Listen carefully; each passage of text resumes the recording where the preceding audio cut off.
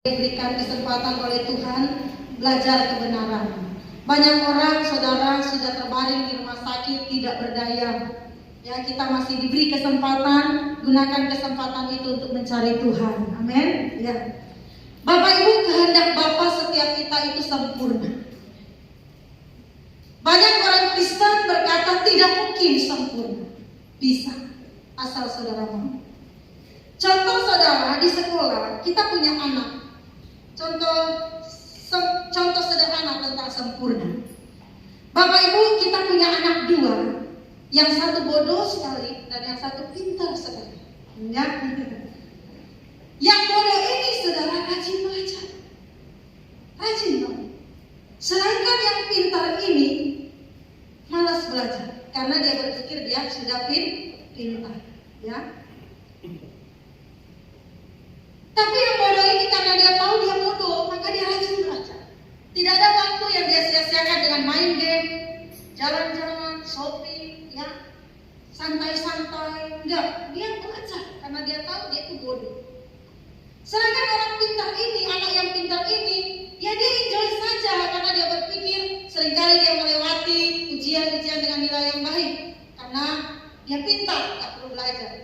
Nah, ketika saudara punya anak yang bodoh, pasti dong saudara tidak berharap nilai tinggi, betul ya? Yang paling kalau dia dapat 6, puji Tuhan, nggak merah, betul ya? Tapi kalau anak yang pintar, pasti seorang bapak mengharapkan lebih. Setidaknya anak pintar ini nilai 9 plus atau 100, 99,9. Ketika anak yang saudara tahu pintar, ternyata waktu ujian dia mendapat nilai 7, pasti bapak kecewa. Karena setiap bapak akan menaruh harapan dan perhatian lebih kepada anak yang pintar ini. Setidaknya jadi kebanggaan orang tua, ya. Nah, ketika dua anak ini menghadapi ujian, karena yang pintar ini dia merasa dia bisa, dia tidak belajar, dan akhirnya dia dapat nilai 7. Ya, dapat nilai 7, dan yang bodoh ujian, dia rajin belajar, dia dapat nilai 6. Menurut saudara, siapa yang lebih baik di sini? Pasti saudara, ukuran kita yang baik di situ adalah yang bodoh. Kita akan marah sama anak kita yang pintar. Kamu kok kurang ajar, harusnya kamu juara 1. Kita akan marah. Yang bodoh kita nggak marah karena kita berpikir dia sudah dapat 6, puji Tuhan. Pasti seorang bapak yang memiliki harapan pada anak yang pintar ini akan kecewa banget. Karena yang berharap dia dapat juara, dapat nilai yang terbaik, ternyata tidak. Kok bisa begitu? Karena ternyata yang pintar ini pandang enteng. Pandang enteng. Bapak Ibu, bukankah itu terjadi kepada orang percaya? Orang yang merasa diri sudah benar, tidak akan bisa disempurnakan. Ingat itu. Wah, ini firman Tuhan mungkin keras, tapi ini makanan yang enak untuk mengubah hidup kita. Saudara suka makanan enak? Kalau saya anak suka makanan pedas, kalau nggak pedas saya nggak rasa kenyang. Ada yang giginya bagus, dia suka daging-daging yang keras. Ya. Kalau baik pasti harus bubur, dan dia nggak bisa makanan keras. Dan Bapak Ibu, demikian orang percaya, Bapa menginginkan kita sempurna. Keselamatan yang Bapa kerjakan lewat anaknya, putranya yang tunggal Yesus Kristus, bukan sekedar membawa kita pulang ke surga, bukan, tetapi mengembalikan manusia kepada rancangan semula. Rancangan semula itu apa? Manusia diciptakan serupa dan segambar dengan Allah, sempurna. Tapi karena pemberontakan, ya kejatuhan Adam dan Hawa, dosa manusia merajalela, rancangan Allah itu rusak, sudah rusak karena dosa. Gagal, ya dikerjakan. Terakhir lewat bangsa Israel, berharap bangsa Israel bisa menjadi sebuah sebuah teladan untuk kita Israel sekarang ini. Tapi Israel gagal. Mereka memberontak kata firman Tuhan. Nah saudara, model yang menang, yang menjadi seperti yang Bapak inginkan itu Yesus. Siapa yang harus kita teladani? Pribadi yang sempurna itu Yesus. Model kita oleh Kristus itu Yesus. Dia sempurna. Maka itu menghadapi ujian perjalanan hidup sebagai manusia. Dia menyelesaikan dengan tidak bercacat celah. Kan dikatakan jelas, dia tidak berbuat dosa terhadap bapaknya. Nah Bapak Ibu, setiap kita itu harus masuk pada level sempurna. Nah kesempurnaan itu bukan ukuran kita, ukuran Allah. Bukan kita yang katakan dia sempurna, bukan. Yang paling penting kepada kita adalah perjuangan itu. Seperti yang saya katakan tadi, anak bodoh ini harusnya dia itu dapat nilai merah, tapi karena dia berjuang, dia belajar, tidak ada waktu yang dia sia-siakan, dia dapat nilai 6. Dan bagi bapaknya itu beres. Bodoh, susah dia mengerti.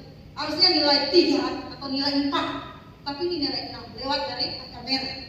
Tapi kakaknya harusnya 100, tapi dapat 7 karena masa bodoh pandang enteng. Nah saudara tahu nggak, orang percaya banyak yang kayak orang pintar ini, sok pintar. Apalagi kalau sudah merasa pemimpin, sudah merasa waduh, sudah punya nama begitu ya, pendeta yang sudah bernama, sudah pakai mobil mewah, jemaatnya besar. Oh dia merasa dia itu sudah sempurna, sudah benar. Bapak Ibu, kesempurnaan itu menurut ukuran Allah.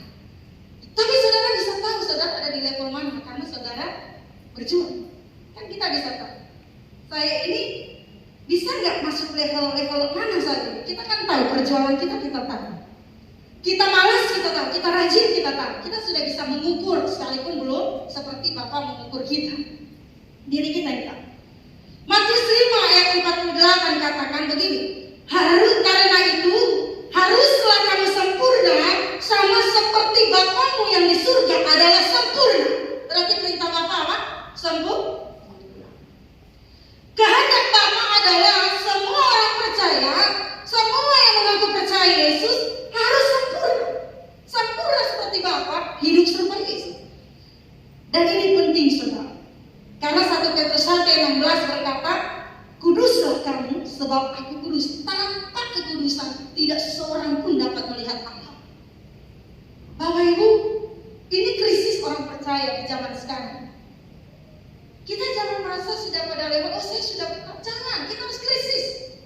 Karena saudaraku dikasih Tuhan, kalau kita masuk pada Kristen dan cukup jadi orang baik, maaf saudara, orang non-Kristen banyak jauh lebih baik dari orang Kristen. Betul ya? Banyak. Kalau saudara cari Tuhan hanya untuk kaya, jangan jadi Kristen. Orang non-Kristen tercatat kaya-kaya. Kita cari Tuhan untuk hidup kekal. Amin. Untuk hidup kekal. Orang non-Kristen itu banyak kaya, tapi mereka kehilangan nyawanya. Buat apa engkau memperoleh suatu isi dunia kalau engkau kehilangan nyawa? Saudara, kita di bumi ini kalau menikmati kesenangan paling tinggi 70-80 tahun.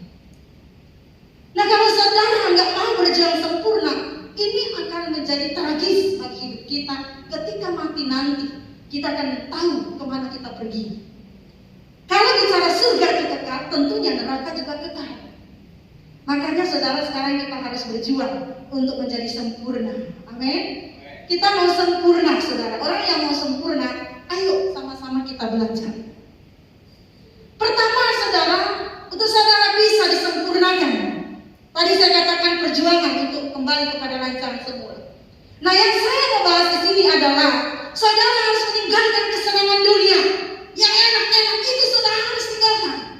Jangan saudara berpikir kalau sudah duduk di gereja, sudah menyanyi, menangis-nangis, saudara sudah jadi benar. Belum. Perjuangan kita itu bukan seperti itu. Perjuangan kita itu di luar sana.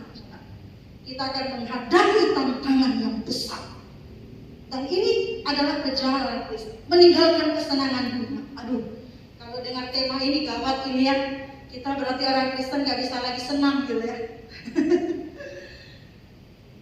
Ada kesenangan yang kudus ya, dan ada kesenangan yang tidak kudus. Kalau dosa itu tidak enak, gak ada orang jatuh dalam dosa. Justru karena enak, banyak orang jatuh di dalamnya. Masuk surga enak gak? Gak enak, saudara. Ikut Yesus itu gak enak. Karena jalannya jalan salib. Ikut Tuhan, sangkal diri, pikul salib. Berarti setiap hari akan menderita. Menderita. Tapi firman Tuhan berkata begini, dihiburnya begini, berbahagialah mereka yang menderita karena aku, karena mereka akan dihibur. Orang yang menderita karena Kristus akan dihibur.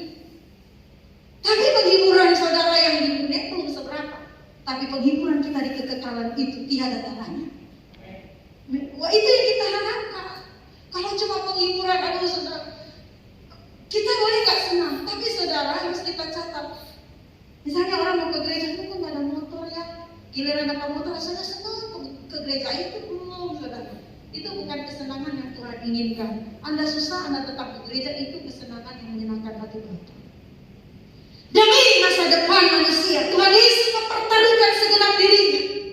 Ia meninggalkan kemuliaan surga dan menjadi manusia yang menderita sampai mati di kayu salib. Perjuangan yang dilakukannya adalah perjuangan yang benar-benar berat. Bukan tipuan, bukan sandiwara, bukan yang cerita yang dikarang atau skenario. Tapi setiap adegan atau setiap peristiwa yang dialami Yesus ini benar-benar berat. Bukan sebuah skenario yang disusun, bukan. Ini adalah perjalanan yang berat. Kenapa saudara? Tuhan Yesus harus memilih salib yang berarti penderitaan, atau kemuliaan duniawi yang ditawarkan kuasa kegelapan untuk menikmati dunia ini. Saya selalu ingatkan saudara bahwa Yesus itu datang sebagai manusia 100%. Itu keadaan kita. Supaya dia itu bisa menjadi contoh bagi kita. Hidup sempurna itu bisa. Bisa, misalnya saudara tinggalkan kesenangan dunia. Tiada yang ku nanti lagi, apapun di bumi ini. Hidup bersama Bapa, tiada yang ku nanti lagi, apapun di bumi ini. Rindu hatiku pulang ke sana. Saudara mau menikmati kekayaan itu enggak lama, tapi kekekalan saudara akan nikmati tiada ujung batas. Tapi manusia lebih memilih menikmati dunia, padahal mereka nggak tahu semua itu hanyalah sesuatu yang menipu. Saudara genggam sebentar pun hilang.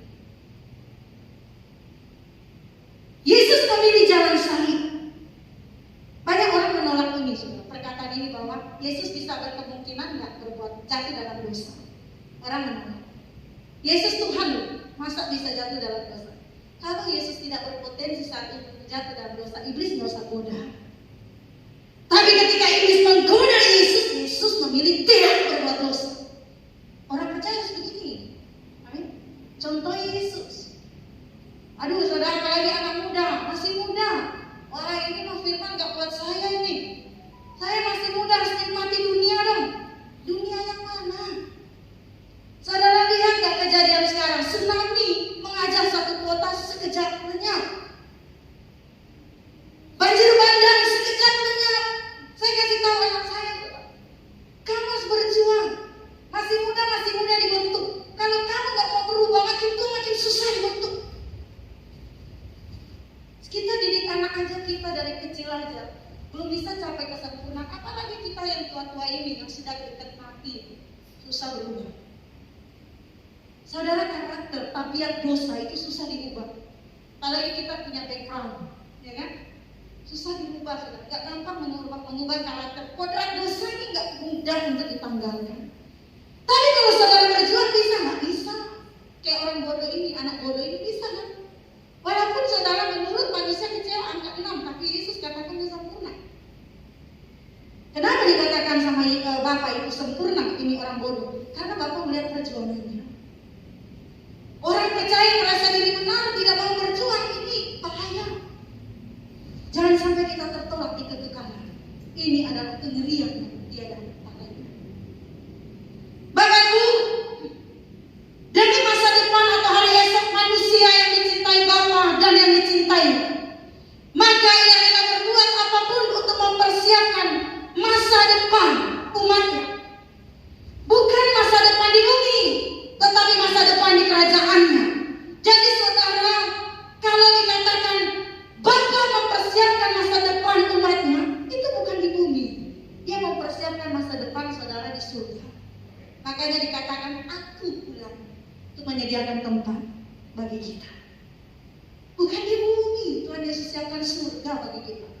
Ada langit baru, bumi baru yang sudah disiapkan. Makanya kan Yesus katakan, aku pulang untuk menyediakan tempat. Di rumah Bapakku banyak tempat. Dia persiapkan untuk kita, saudara. Begitu besar kasih Allah kepada kita. Bukan waktu kita diberkati berlimpah-limpah, bukan, saudara. Tapi ketika saudara bisa mengerti kehendak Tuhan. Aku ingin pulang. Saya katakan sama jemaat yang saya layani, mau mati nggak? Siapa yang ingin mati? Nggak ada yang angkat tangan. Siapa yang ingin umur panjang? Semua angkat tangan. Itu manusia duniawi, semua ingin umur panjang. Tapi kalau umur panjang saudara hanya untuk menikmati kesenangan dunia, lebih baik hari ini menghidup kudus dan tidak bercanda. Hari ini dipanggil Tuhan, itu lebih berharga. Mati masuk surga, amin. Bukan juga mati konyol. Ya, kalau kita mau pengen mati ketemu Bapak, bukan mati konyol. Kita juga jaga kesehatan, tanggung jawab, makan harus bagus, jangan makan sembarangan, yang punya darah tinggi, jangan makan daging-daging, ya kan? Itu kan bentuk tanggung jawab. Wah, kalau dibahas lebih dalam lagi, saudara-saudara mungkin, Tuhan Yesus membuat mujizat, betul, saudara. Tapi saudara tahu ada anak yang tidak mengalami, ada Paulus tidak mengalami kesembuhan, apakah bukan mujizat? Tapi Paulus berkata, justru aku bermegah dalam kelemahanku. Karena di waktu aku lemah, kuasa Tuhan disempurnakan. Paulus orang hebat. Ya. Nah, Bapak Ibu dikasih Tuhan, kalau bicara juga mujizat, sampai hari ini Tuhan kerjakan. Tapi tanggung jawab tidak bisa digantikan dengan mujizat. Contoh saudara, kalau mau umur panjang dia jaga makan, jaga kesehatan, ya. Jangan saudara sembarang makan baru bilang kan ada mujizat. Kalau sakit dalam nama Yesus sembuh. Darah tinggi Bu, jangan makan daging babi Bu. Nanti Ibu pecah pembuluh darah. Gak apa-apa Bu Gembala, kita makan in the name of Jesus. Sehat. Ini kan mencobai Tuhan. Ya, kita namanya disuruh jaga kesehatan, harus jaga, jangan digantikan dengan mujizat, ya. Atau saya pasti diberkati Tuhan. Dengan doa puasa saya diberkati. Kalau saudara tidur, bangun, tidur lagi, bangun, tidur lagi. Orang malas tidak boleh makan, itu kata firman. Jangan menggantikan mujizat itu, tanggung jawab itu dengan mujizat. Saudara harus jadi orang Kristen yang bertanggung jawab. Amin. Di kantor saudara malas gak jujur, terus bos marah sama saudara. Oh Tuhan, aku dimarahin bos. Oh, aku berdoa supaya bos saya jadi baik. Loh, kalau saudara pemalas ya tetap aja bosnya marah. Saudara. Gak bisa digantikan dengan doa itu. Saudara harus jadi orang Kristen yang bertanggung jawab. Amin. Nah, tapi saudara ini saya membahas tentang cinta dunia, bahaya. Saudara gak bisa dalam satu kejadian saudara cinta Yesus, cinta dunia. Aku mengasihi Engkau Yesus. Tapi di sisi lain saudara cinta dunia, nggak bisa. Tidak bisa ada dua Tuhan dalam hidup saudara. Amin. Cinta Yesus, tinggalkan dunia. Kalau saudara cinta Yesus, tinggalkan percintaan dunia. Saudara mau menikmati dunia ini cuma sekejap. Manusia nggak akan pernah puas. Matikan keinginan ingini untuk menyenangkan hati Bapa. Kalau saudara punya keinginan hanya untuk menyenangkan hati Bapa, semua yang kau peroleh tidak akan menjerat engkau mencintai itu, tapi engkau akan gunakan fasilitas itu untuk melayani perasaan Bapa. Jadi Bapak Ibu, kita harus mengerti bahwa masa depan telah disiapkan oleh Bapa melalui Yesus Kristus. Dia ingin supaya setiap kita yang percaya kepadanya pulang ke rumah Bapa, hidup dalam kekekalan bersamanya. Nah, sangat menyedihkan dan sangat malang kalau ternyata banyak orang Kristen yang tidak memikirkan masa depannya di dunia yang akan datang. Mereka tidak peduli sama sekali adanya dunia yang akan datang. Makanya malam ini saya mengajak Bapak Ibu, ayo bersama-sama kami hamba Tuhan. Kita fokus LB3, kita mau pulang, amin. Bumi bukan rumah kita. Saudara ngomong di sampingnya, dunia bukan rumah kita. Kita mau pulang, amin. Kita mau pulang, saudara. Kalau saudara fokus LB3, kesenangan dunia tidak akan mengikat hatimu. Yesus, surga jauh lebih indah. Kan ada lagunya kan? Dibandingkan semua, surga lebih indah. Kan? Ada kan berjalan? Dibandingkan semua keindahan dunia, surga lebih indah. Lu kan anak Tuhan. Kalau saudara mau pulang pulang, mau bertemu Bapak, putuskan percintaan dunia. Nggak bisa yang enak-enak, dibilang enak. Angkatan saya itu top sekali dengan lagu disco itu. Karena saya itu bandel, ya, saya bandel. Dengan bandel itulah saya ditangkap Tuhan, sehingga saya ada hari ini. Tapi bukan berarti saya sudah jadi benar. Saya sampai hari ini berjuang untuk benar. Jatuh bangun, iya. Terluka-luka, iya. Berdarah-darah mungkin, iya. Saya nggak bisa lihat, tapi secara roh menderita. Tapi harus bangun. Walaupun tertatih-tatih bangun, saya mau pulang ke rumah Bapak. Saya harus bangun. Walaupun harus dengan air mata, nangis, penderitaan, fitnahan, ada semua. Saya harus bangun. Saya mau pulang. Kita semua mau pulang. Tapi menyedihkan saudara, banyak orang Kristen tidak memikirkan hidup masa akan datang. Yang mereka pikirkan itu sekarang. Yang mereka pikirkan cuma masalah pemenuhan kebutuhan jasmani. Hari-hari kita pikirkan itu. Kita nggak pikirkan masa depan nanti kita itu kemana. Bersama Bapak atau terpisah dari Bapak. Bapak Ibu, kerajaan Tuhan Yesus yang ditegakkan. Kita harus memikirkan kerajaan Tuhan Yesus yang ditegakkan. Dan rumah yang dipersiapkan Bapa untuk kita semua.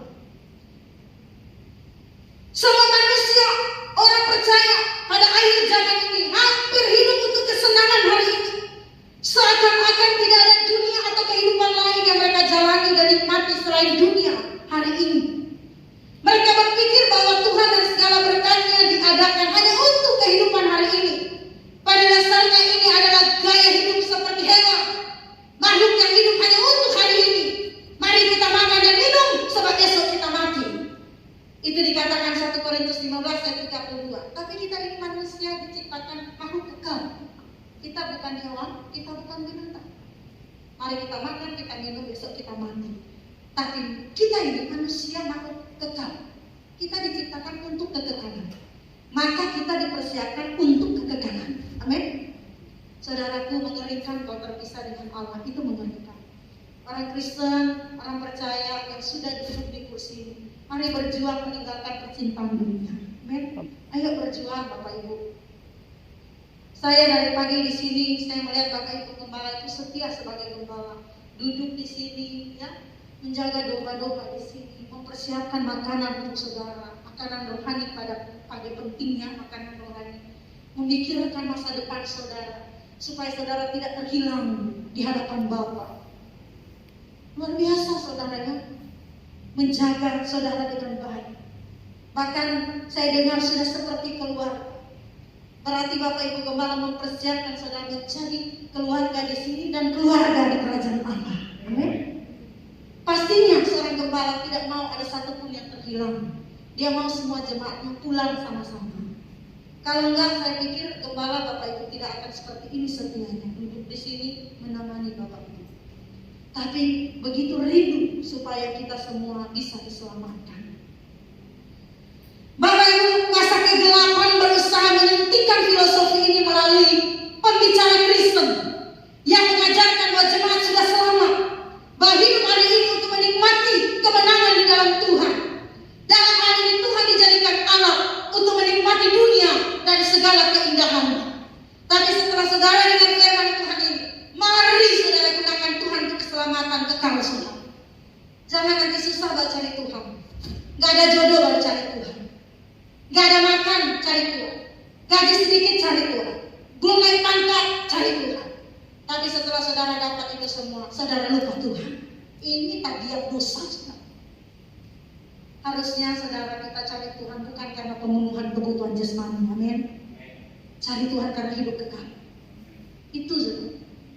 Saya sudah katakan kalau mau kaya saudara, orang sana di luar yang non Kristen banyak kaya. Kita kesini untuk mempersiapkan diri hidup kekal. Amin.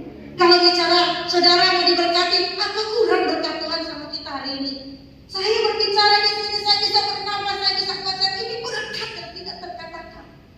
Saya sempat saksikan mama saya berminggu-minggu di rumah sakit. Aduh, tanpa daya, antara hidup dan mati kami perjuangkan untuk tidak masuk ICU. Saya katakan mama saya, hari ini kalau mama ada, mama harus cari tahu kita Tuhan. Kita harus cari tahu kita Karena kesempatan bisa jadi diberi Tuhan kesempatan terakhir untuk bisa belajar kebenaran dan menyenangkan hati Bapa. Jangan pikir, oh saya hidup karena saya orang benar. Enggak, kita hidup ada yang benar. Oh saya hidup karena saya berbuat baik. Enggak. Kita hidup pasti ada maksud Tuhan. Kita nggak bisa nyogok Tuhan, saudara. Jadi Bapak Ibu, dalam hal ini Tuhan dijadikan alat untuk menikmati dunia dengan segala keindahannya. Tapi bagi kita yang dengar kebenaran malam ini, mari berhenti. Berhenti menggunakan Tuhan untuk kesenangan hidupmu. Berhenti. Karena kalau tidak, engkau akan menjerit di akhir hidupmu. Dan itu sudah terlambat. Katakan, Tuhan, aku cari Engkau karena aku ingin hidup kekal bersama Engkau. Aku mau belajar kebenaran karena aku mau hidup kekal bersama Engkau. Kita di sini semua berkata cinta Yesus. Ayo punya kerinduan untuk bertemu Dia muka dengan muka. Amin. Saudara penasaran nggak? Kekasih kita itu kayak gimana kan? Wah, pribadi aku. Kita akan dipanggil dengan nama baru. Saudara, ternyata nama baru kalau kita pahami bukan nama saudara diganti jadi nama baru ketika dibaptis, tapi ketika kau mengendapkan hidup Yesus, Anda hidup baru. Kalau baptis itu cuma tanda awal pertobatan, tapi pertobatan dikerjakan tiap hari. Dan ketika Yesus akan panggil saudara dengan nama baru, itu adalah hidup, bukan nama sandra. Tapi ketika Tuhan panggil kita dengan nama kita, maksudnya nama itu adalah kehidupan atau kelakuan kita yang akan kita pertanggungjawabkan di pengadilan Kristus. Ini akan menentukan kita mulai sekarang kita kerjakan. Bapak Ibu, mereka hidup dalam kewajaran anak dunia tidak tahu atau tidak mau tahu bagaimana mengikut Tuhan Yesus. Mereka menganggap bahwa cara atau gaya hidup mereka sudah wajar dan tidak menyalahi kehendak Allah. Padahal kehidupan orang percaya seperti Tuhan, harus seperti Tuhan Yesus, bersedia untuk tidak menikmati kesenangan dunia, bahkan bersedia meninggalkan kemuliaan dunia bersama dengan Bapa. Barang siapa tidak meninggalkan segala sesuatu yang dimilikinya, maka ia tidak layak untuk kerajaan Allah. Jadi saudara, untuk bisa masuk dalam kerajaan Allah, untuk bisa menjadi hidup serupa Yesus, engkau harus matikan segala keinginanmu untuk menikmati kesenangan dunia. Boleh gak kita punya jam mewah? Boleh. Tapi saudara, tujuannya untuk apa? Untuk pekerjaanmu atau untuk gaya hidupmu atau nilai dirimu? Kalau untuk nilai dirimu, saudara bertobat. Saya punya adik saudara, dia bekerja di cara pekerjaannya yang di tempat-tempat yang mereka harus dengan orang-orang yang levelnya ya di atas kita. Jadi saudara, penampilan dia harus sesuai saudara dengan pekerjaan.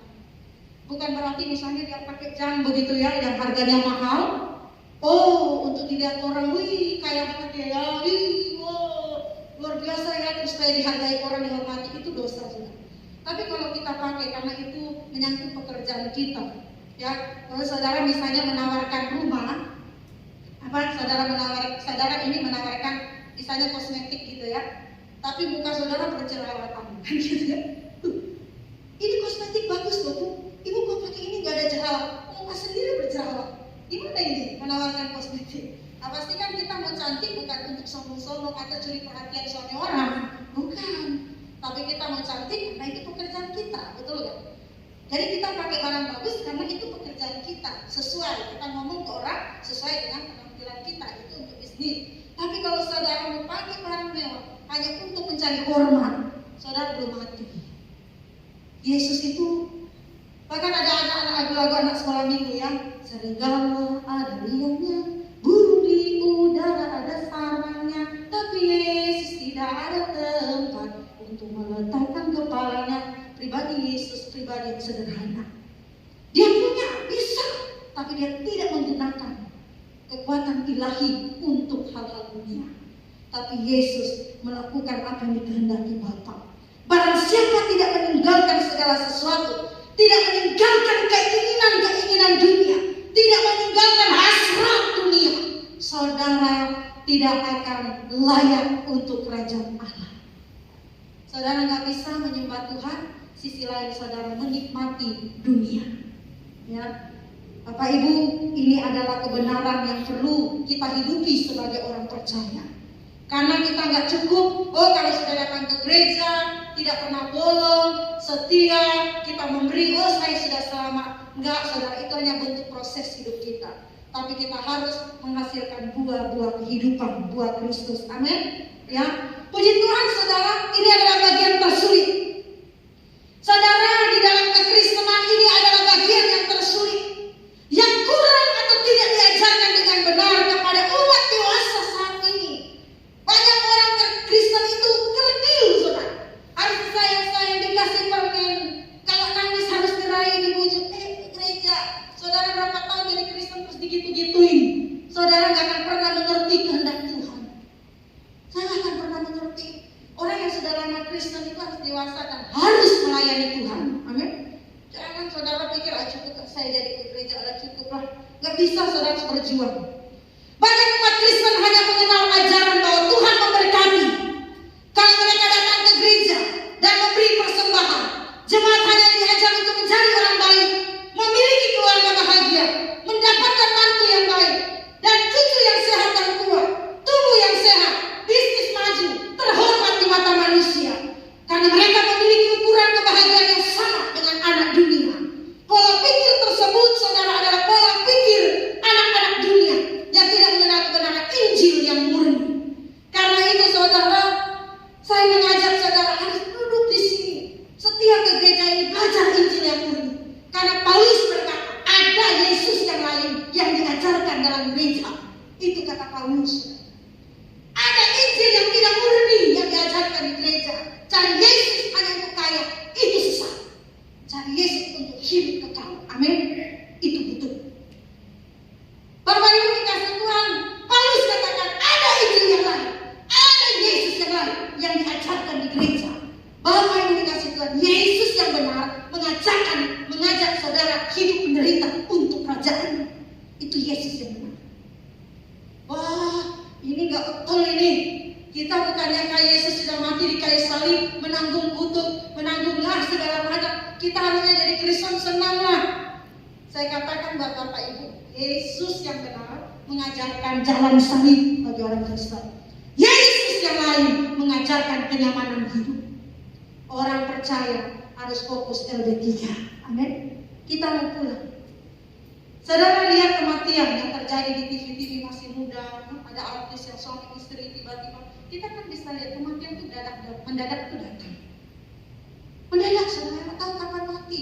Bisa jadi setelah saya khotbah ini malam saya mati. Ini udah malam. Bisa jadi besok pagi saya mati. Saya meninggalkan orang-orang yang saya kasihi. Tapi kalau saya berjuang hidup kudus, saya tidak bercela. Itu kematian adalah sebuah kehormatan bagi saya. Karena saya akan bertemu dengan Raja saya, Tuhan saya, yang saya sembah di dunia. Saya rindu bertemu Dia dengan muka dengan muka. Betul kan? Saudara kalau punya kekasih, misalnya orang luar negeri, ya, saudara orang Indonesia, terus saudara cuma, kalau sekarang kan sudah bisa video call, Anda kan cuma telepon, atau zaman yang lebih kuno lagi, pager, gitu kan? Saudara cuma lihat telepon, 1 tahun lewat, cuma lewat telepon, dengar suaranya. Aduh, saudara penasaran nggak pengen lihat wajahnya dulu? Ayo, yang muda-muda, kayak apa sih ya wajahnya ini ya? Kok cuma suaranya mungkin saya dengar? Saya percaya saudara orang yang lagi jatuh cinta pengen segera lihat wajah sang kekasihnya. Dan kita harus memiliki kerinduan itu. Bapak, aku ingin lihat, aku ingin bertemu Engkau, aku ingin merasakan pelukanmu, aku pengen Bapak. Nah, orang-orang ini akan fokus dan meninggalkan kesenangan dunia. Amin. Ditawarkan, aduh tidak. Yesus kan ditawarkan iblis kan, kalau kau mau semua keindahan ini, kamu harus sembah saya. Ternyata iblis bisa memberikan kenyamanan itu, saudara. Iblis yang memberikan kenyamanan hidup itu. Iblis bisa menawarkan harta atau kekayaan. Waktu dikasih kepada Yesus, Yesus bilang tidak. Ada tertulis engkau yang harus menyembah Tuhan Allahmu. Enyah engkau iblis. Jadi saudara, kalau kita punya mobil mewah, punya rumah, mari kita gunakan fasilitas itu untuk mencari Tuhan. Amin. Kalau saudara punya uang banyak, gunakan untuk mencari Tuhan. Banyak hal yang harus saudara kerjakan untuk membangun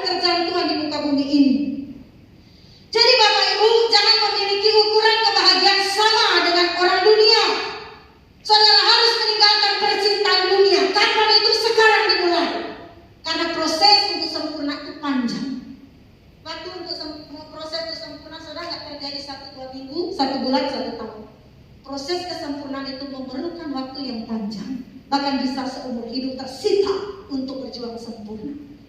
Kalau saudara tunda, itu bahaya. Esok kan terlambat, jangan kau menunda. Esok kan terlambat, jangan kau menunda.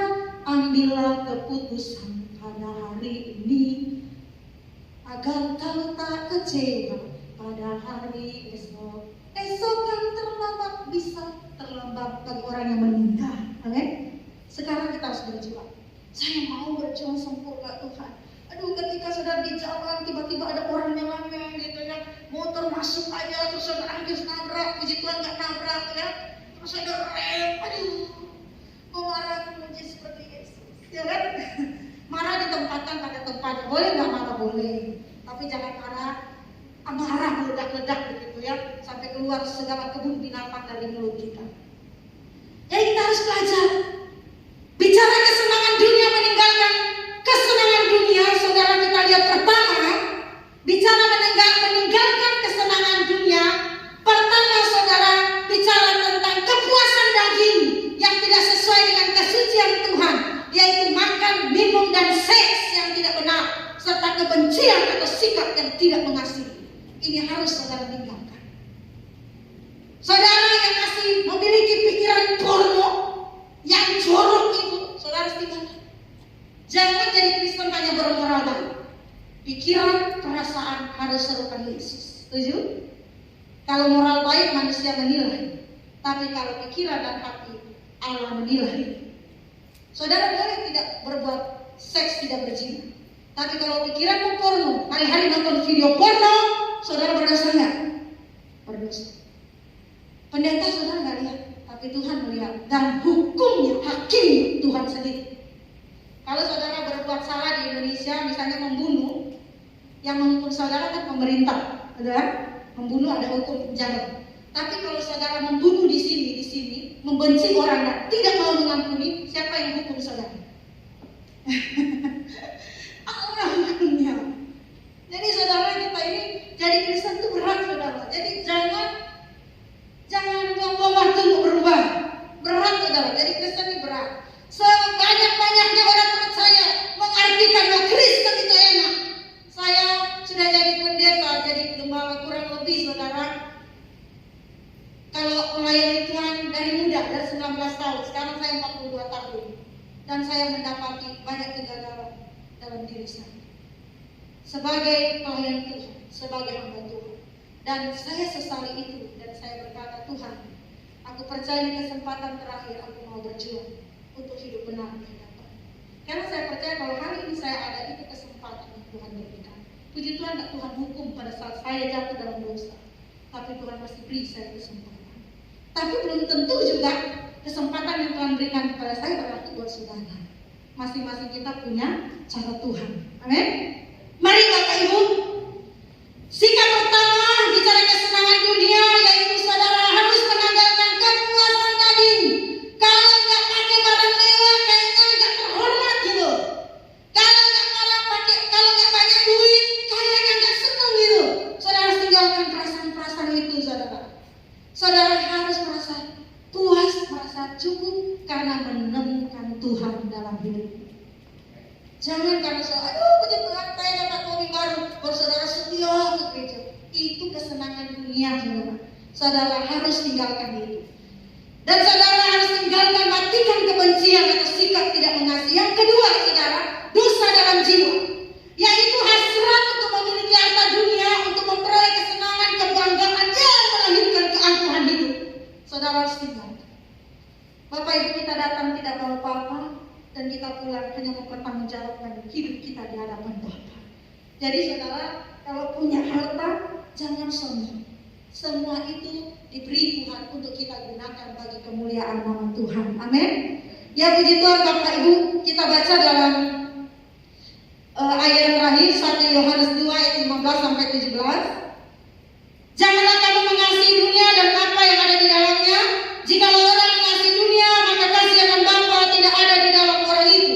Sebab semua yang ada di dalam dunia, yaitu keinginan daging dan keinginan mata serta keangkuhan hidup, bukanlah berasal dari Allah, melainkan dari dunia.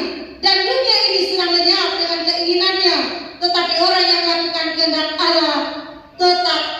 selama-lamanya. Amin. Jelas dikatakan firman Tuhan bahwa keinginan daging, keinginan mata, keangkuhan hidup bukan berasal dari Bapa, melainkan dari dunia. Karena itu kalau mau berkenan di hadapan Bapa, putuskan percintaan dengan dunia. Tuhan Yesus memberkati kita semua. Haleluya. Mari kita berdoa. Bapa yang baik, lebih baik kami disakiti hari ini oleh kebenaran-Mu untuk kami bisa mengerti dan berubah. Daripada di akhir hidup kami tidak tahu apa-apa. Kami merasa kami sudah benar dan kami terkejut ketika menghadap Engkau menolak kami. Sekarang ini Bapa, singkapkan kebenaran atas kami. Agar supaya mulai sekarang kami berkemas-kemas untuk mempersiapkan diri menyambut kematian kami. Agar supaya kematian kami, kematian yang berharga. Berbahagialah mereka yang mati di dalam Tuhan. Kami akan mendapatkan penghiburan dan hidup yang kekal di langit baru dan bumi baru. Terima kasih Bapa untuk kebenaran-Mu. Ampuni dosa hamba jika Engkau dapati kesalahan dalam hamba berbicara. Terpujilah nama-Mu Bapa, dalam nama Tuhan Yesus hamba berdoa. Haleluya. Amin.